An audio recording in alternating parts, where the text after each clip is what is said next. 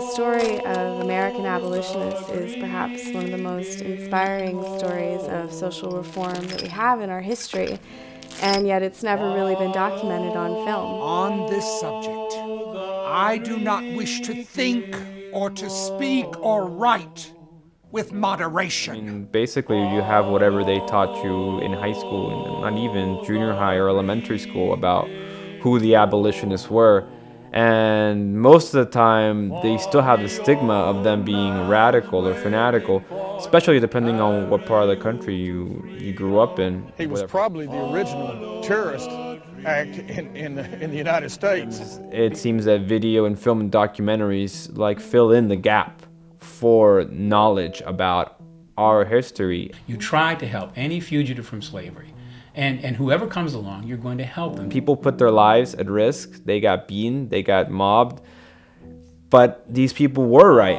And they said they were going to be right. And at the end, they would be justified. What if the mob should now burst in upon us, break up our meeting, and commit violence upon our persons? Would this be anything compared to what the slaves endure? I swore right then and there, at that tender age of 12, that I would fight to end slavery. I think it's really important that we look at the abolitionist movement not just as a cast of extraordinary characters, but also talk about how this movement was organized and how people organized themselves to create social change, dramatic social change.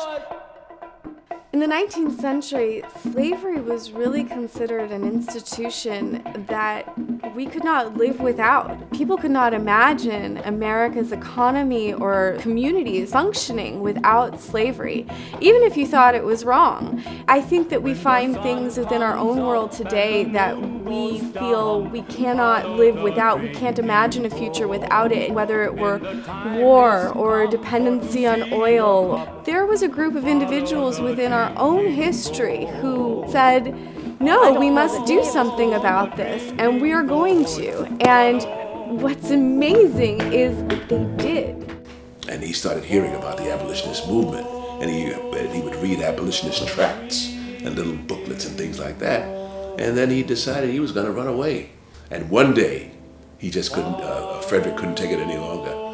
And he said, this is the last time you're going to, even if he realized that by putting his, a fist and fighting up against an overseer, that could mean death. But actually, he beat Covey in front of the other slaves. And Covey never bothered him again. I mean, Wow. And he had made up his mind, that's the last time anybody will whip me. Power concedes nothing without a demand. It never did, and it never will. In the light of these ideas, Negroes will be hunted at the North, held and flogged at the South, so long as they submit to those devilish outrages. When people think about abolition, oh, isn't that great? Isn't it wonderful? They don't realize that some of the abolitionists really wanted the Africans just to leave this country and leave it to the Europeans, who they thought this country belonged to and should be settled and live in perpetuity with. Some of the people who thought that the Africans should be free, however, still needed guidance by Europeans because Africans were weak-minded, childlike, unable to organize themselves, and really needed the whole paternalistic view. And then there were the ones who said that they were humans and people and should be able to live lives the way they want. The fact that the movement became truly grassroots, and it swept a wide swath of society. There were important figures, important white establishment figures involved in it. There were all kinds of ministers and church people. There were important African-American, free African-American people.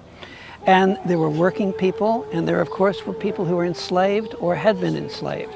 So this wide range of people formed this kind of alliance, and they were involved in many different facets of the movement, and not all of them agreed with what each other were doing. But they managed to operate, despite internal contradictions at times, they managed to operate in a concerted kind of way. George and Elias Logan were enslaved by Sarah Jane Custon. William Logan was enslaved by Nancy Cox. They escaped their enslavement in Berkeley County, Virginia, and sought freedom together, coming to Albany shortly after April 11th, 1856. Diana Bell sought to be free from Natalie Simpson of Frederick County, Maryland. On June 24th, 1856, she was directed from New York City to Stephen Myers and Thomas Elkins in Albany. She changed her name to Maria DeVan. Maria DeVan, we remember you as one of the people of courage, people of hope, seekers of justice. And those are people whose names you've probably never heard before, that are not written in history books, and we want to make sure that their names do not leave all memory. And that's why we do this litany whenever the Underground Railroad History Project gathers. Let it resound loud as the road.